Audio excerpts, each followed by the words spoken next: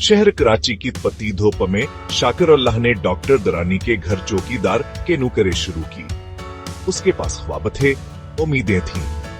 वहाँ एक दिन अपने बच्चों को पढ़ा लिखा कर बड़ा आदमी बनाएगा, यही ख्वाहिशात के दिल में थी। शाकिर अल्लाह मेहनती था। वह दिन रात डॉक्टर दरानी के घर की हिफाजत करता। उसे अपनी तनख्वाह का एक बड़ा हिस्सा अपने गाँव, अपनी बीवी और बच्चों को भेजना पड़ता था। जिंदगी मुश्किल थी, मगर शाकिर अल्लाह के हौसले बुलंद थे। कुछ साल बाद शाकिर अल्लाह को कश्मीर से एक अच्छी नौकरी की पेशकश हुई। वो जानता था कहां से ज्यादा पैसों की जरूरत है। अपने अहल खाना की बेहतरी के लिए वो कश्मीर के सख्त माहौल में जाकर मेहनत मजदूरी करने लगा।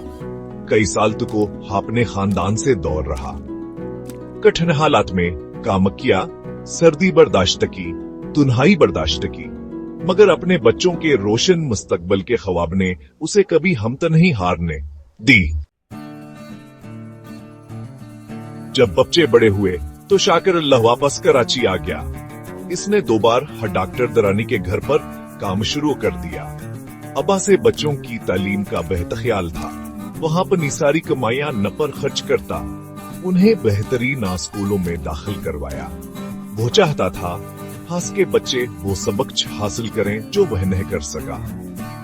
वहाँ नहीं पढ़ाता, इनके साथ खेलता और उनकी हर छोटे बड़ी खुशी का ख्याल रखता। वक्त तेजी से गुजरता गया। शाकिर अल्लाह बूढ़ा होने लगा। उसकी कमर झक गई और बाल सफेद हो गए। एक बेटा स्कूल में पढ़ रहा था और दूसरा इस्लामाबाद में नौकरी करने लगा था।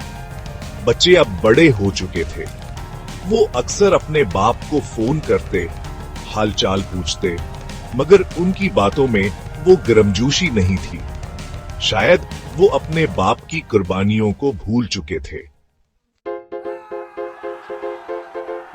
एक दिन शाकिर अल्लाह अपने बच्चों के लिए राशन लेने जा रहा था का अचानक का एक तेज रफ्तार मोटरसाइकिल से टक्कर मार गई। वो सड़क पर गिर गया। लोग जमा हो गए, मगर किसी ने इसके मद्द न की। इत्तेफाक से वहां से इस्माइल गुजर रहा था। इस्माइल ने शाकिर अल्लाह को पहचान लिया और उसे फौरन अस्पताल पहुंचाया। अस्पताल में इस्माइल ने शाकिर अल्लाह के बेटे को फोन किया और सारा माजरा सुनाया। अस्पताल पहुंचकर शाकिर अल्लाह के बेटे को एहसास हुआ कि उन्होंने अपने बाप के लिए क्या किया है।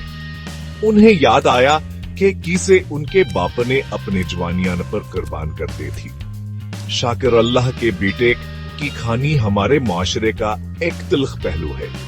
हम अक्सर अपने वालिदीन की कुर्बानियों को भूल जाते हैं। याद रखना चाहिए कि वालिदीन की मोहब्बत और कुर्बानियां ही मुल्क जाना है जो हमें जिंदगी में कामयाबियां और खुशहाली अता करते हैं।